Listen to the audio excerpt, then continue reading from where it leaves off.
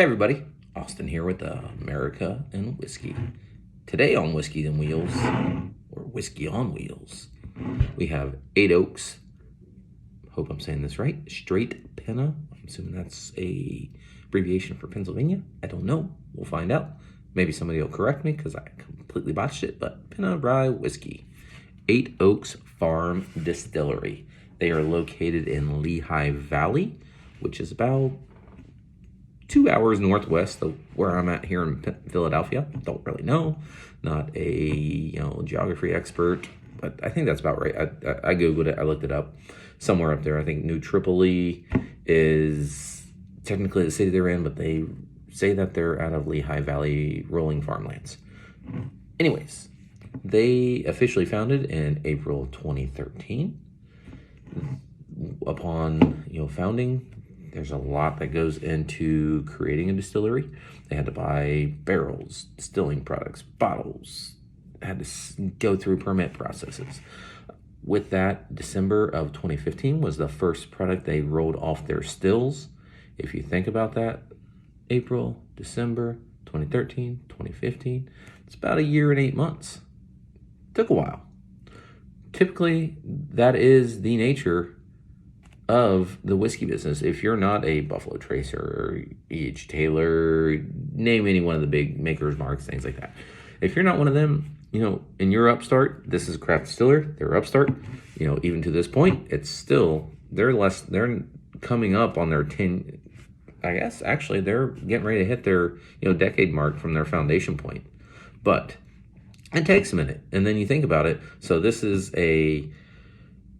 again, 8 Oaks Penna Rye Whiskey. It's aged at least 2 years. It's a 88 proof, which is, for the math folks out there, 44% alcohol. It is aged at least 2 years. Mash bill is 80% rye, 11% corn, 9% barley. Everything they do, I keep saying that word. You know what I mean. If you listen to this, you'll know. But they grow everything on their local farm or a neighbor's farm. So all the corn, wheat, rye, barley, it's all grown right there on their farm or neighbor's farm, which I think is fantastic because that allows for the utmost control and quality on products. You don't get that type of control in your grains when you're sourcing it in from multiple states, which I get it, a Maker's Mark, something like that. It's probably hard to do. You're bringing in tens of thousands, 100,000 pounds of grain. But smaller operations like this, they have that control, and I think that's what's really unique about 8 Oaks. Now, let's pause. We'll talk about that name for a minute. 8. It's kind of, why is it 8? Do they have 8 oak trees? Do they have 8 sons? Do they have 8 ancestors that have 200 years steepled in whiskey history? No. The founder, Chad Butters, his grandfather would sign letters. Back in the day, they wrote letters. They didn't send emails. They didn't send texts. They wrote letters. So his grandfather would sign letters. Instead of writing "I love you," he wrote the letter 8, signifying the 8 letters in the word "I love you." Kind of cool, thoughtful. Their own unique family thing. So I like it. Makes it their own. And the oak, they use the oak to signify an oak tree. You think about an oak tree, it's strong, it has longevity, it's nature, grain is nature. So 8 Oaks was born there in 2013 again. We talked about it. Mash bill already discovered. They are very clear in what they produce, what they do. They make other products as well. So we talked about that. 2015 is the first time they rolled it off. This is at least a 2-year product. So we talked about a year and 8 months just to get the distilling. Then you have another 2 years of aging on top of that. What do you do to sell a product to stay in business? You make vodka, gin, things of that nature. So they do make those as well. They have a great layout. I looked at their website. You can go out there for tours, tastings, things like that. It's a wonderful place it looked like from the website. I also, perused their blog. They're not a big they do social media, but they like to keep up with the blog. They like to share what's going on at the farm in a intimate setting. So looking through there, they've got a lot of growth. They've got some cool stories. Looked at the start of the company, how it grew into what it was today. just overall, it's a neat concept. I don't know that I've seen it really done that way before, but I enjoyed it. So let's pause for a second and get to why we're really here. It's the whiskey. It's not me. It's not. I mean, it is Eight Oaks, because if it's good, you want to try it. But we're here to try the whiskey and talk about it.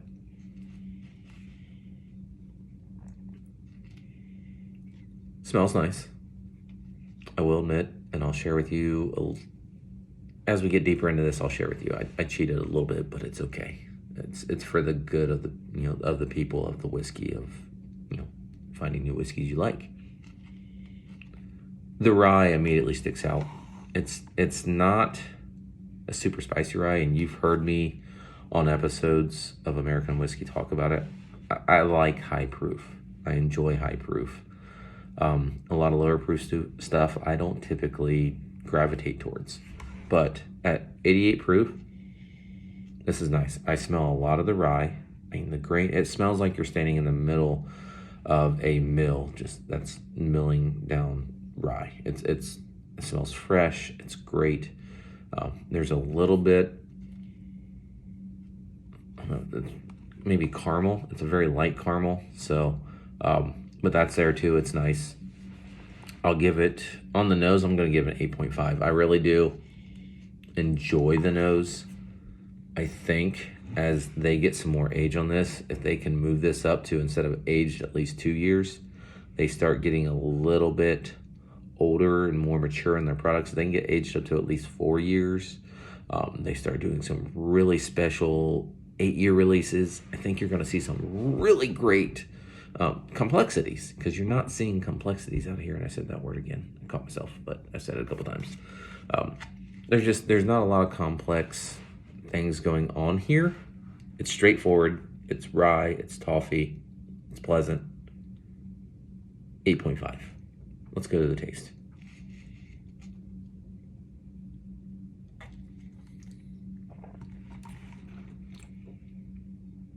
Taste is good.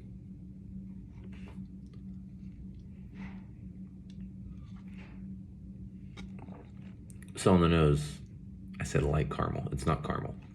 It's not sweet enough to be caramel, and it shouldn't be, because there's only 11% corn in here. It's not going to be super sweet. I think it's more of a toffee taste. It's lighter than caramel. So the rye again is present. It's there. It's light. It's refreshing. There is a little bit of burn, going down, which again, that's what I want from a rye. I'm a rye guy. I love ryes. So the rye is there. It's not super abrasive because it is lower proof. If they did a cask strength or something like that, I'm sure that it would be hot. Like the hot I want and I need and that I enjoy the most. But as an 88 proof, this is probably one of the most enjoyable low proof ryes that I've ever had, to be fair. The fact that I only taste rye and toffee, I do nick that a little bit. I like to have a little more going on with it, but I will give that an 8 on the taste. They aged this to 4 years, 6 years, 8 years, start, really letting them sit in the barrel. I think they're going to have a lot of good things going on here. As far as 2-year products, it reminds me, another company that ages things at a not quite as long a pace, Corsair, down in Tennessee. They're over towards that in Nashville. They do things for like 8 months, 16 months, things like that. So they don't age as long either, but they get a lot of flavor out of their product. They don't quite get as much flavor. So that's where the 8 comes into play. If I'm talking about things aged under 2 years, Corsair is probably a 10 for me. That's where I set the bar for under 2 years. So they're not quite there if I'm grading it on an under 2 year level, and that's why I give them an 8. With that said, we will talk about it a little bit more. I actually, we hinted on this. I did cheat a little bit. I went over to a local liquor store. It was actually pretty unique. There's 2 things about it that are unique. First off, it was located in an area around here it's an iconic area. It's called the Reading Terminal Market. They have everything that you could want. If you want pizza, they got it. Which, you're in Philly. This is a food, food capital, food. I can't even think of the right word. Topia. There are so many things around here, so I don't know why you come here just for pizza. But they've got pizza. They got Philly cheesesteaks. What they're known for, they've got some great ones there. Trust me, I tried a couple. They've got Indian food, Chinese food. Chinatown, Philly is not far from there. They've got a Chinese butcher. They've got an American butcher. They've got a hamburger shop. They've got a deli, hoagies. They've got great sandwiches. They've got great cooked duck. I tried it. It wasn't live. It was delicious. They had soups. They had Italian restaurants, hand-rolled noodles in this market. I mean, just everything you could. I went there and I got lost on purpose. I wasn't sure I wanted to leave. I was hoping they'd lock the doors and not let me out. That's how good it was there. I had to go around and find places that had small servings because I knew if I sat there and got full servings of everything, I wouldn't have survived. I would have exploded because the food was too good not to sample. But if you're making a trip to Philadelphia, again, A, Reading Terminal Market is the first one. But B, let's talk about the liquor store I went to. So it is Pennsylvania Libations. I'm going to go with Libations. It's Libations. I don't know. Hopefully somebody out there corrects me. I'm sure I butchered it. I'm not an English major by any means. Things break and I fix them. That is my process in life. I don't need to read it to fix it. I just need to know what's supposed to do here or there. All right, we're getting sidetracked. Anyways, went to Pennsylvania Libations. I'm going to call it that for the rest of the conversation here. They are the first independent wine and liquor store in Pennsylvania since the repeal of Prohibition. So what's that mean? Every product they have in that store. Actually, let's back it up. Ohio. Most of our listeners are from Ohio. That's where we're based. We have what's called the OHLQ. All of our stores, yes, they are independent owners of said store, but they can only get their liquor from the OHLQ. They can only get liquor from the OHLQ that the OHLQ has partnerships with either distributors, distilleries, craft distillers. So if the OHLQ has a partnership with them, then maybe that local store can get product from said OHLQ warehouses. There are 4 of them in Ohio. What they are doing here, they have created partnerships with solely Pennsylvania wine and whiskey makers. So their owner goes out to these wine and whiskey makers, generates a partnership, sets an agreed price, purchases the product, brings it into their store there at the Reading Terminal Market. From a store standpoint, other products, doesn't sound like a big deal. But again, you can't do that in Ohio. So for them to go out and independently set up those relationships, those partnerships, and bring product in there, kudos on them. Actually, and kind of to that point, there's a third reason it was, unique. By them doing that, I was able to have some free samples. This happened to be the first sample after a 3 to 5 minute conversation with the clerk. I didn't get his name. I need to start doing that. Because if you're going there, that guy, he may have been the owner. I don't know his involvement, but we had a good conversation. We talked about what I liked, what they offer, what they are. So I need to get better. I'll work on that on the next episode. I gotta get names.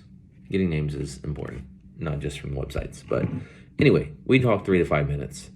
He recommended this. This was actually the first product he recommended. I tried it. I liked it. I was like, I don't want to stop. They're free, so I don't want to stop on one. You'd be a fool. They're giving me free samples. Take a couple extra. But after our conversation, this was the first one he gave me. So we tried a couple others. He gave me the port one. Again, if you've listened to any American whiskey episodes where I've tried port products or I've talked about port products, you know I don't like port. The drying port wine notes are abrasive and unpleasant in my palate. So I don't like port. So he gave me the port. I didn't like it. I knew I wouldn't like it, but we were having a good conversation. I was like, maybe that's going to be the change. Because from a beer standpoint, I'm not an IPA guy either, but there's been a couple IPAs that have, turned me. From a port standpoint, they still didn't turn me. But we went over Stolen Wolf. Stolen Wolf, if some of you don't know, he was the master distiller for Michter's before Michter's relocated to Louisville, Kentucky. So he started his own operation right back in the same area as Michter's and created his own, whiskey company. So tried that, tried his regular, tried his Caribbean rum finish, because normally, now I am typically a Caribbean rum finish guy. Wasn't my cup of tea, either one of them. Tried a couple local Pennsylvania bourbons, but alas, I did settle back on this. So, first one I tried, apparently the conversation, either he knows how to judge people well, or we got lucky. But, the first one was the one I ultimately settled on. Was $42, I believe, out the door. So, call it probably $38, $39 prior to taxes. Uncle Sam, he wants his cut. Thanks Alexander Hamilton for that one. Little revolution touch point there, because I am in Philadelphia. As I was here, I went and saw Independence Hall and all those fun things. But the whiskey tax, for as much as he did right, shame on him. At that, again, 8 on the taste, 8.5 on the nose. The taste, rye, toffee, enjoyable, not complex, so that's why I keep it down a little bit lower than a higher score. Value at $39, I'm going to give it a 7. I will absolutely, this bottle's going to take a couple more hits before it makes its trip back to Ohio, but it will make it back. There was a bottle, I'm not going to say which bottle, but there was a bottle that didn't make the trip back to Ohio. I just left it at my hotel. Actually, in my rental car. I was trying to guide the rental car, trying to help out. Maybe he opened that trunk and had a good day. But it wasn't a bottle for me, so I just left it in the rental car. I did not like it. Wasn't taking it home. It was no bueno. But 7 on the value. This will be making it home. Not as full as it is, but I think maybe a little bit of lemonade on it, some ice, maybe a ginger whiskey mule. This will play out very well as a light summer whiskey cocktail. Absolutely can drink it neat as well. I have no problems drinking it neat. However, as a Manhattan or an old fashioned, I don't think it's gonna perform well. In my Manhattans and old fashions, I would really like the whiskey to shine through. Yes, I like the syrups, I like the bitters, I like everything else that goes on in Manhattans and old fashions, but the whiskey is supposed to be present and still hold its appearance, its hold on the drink.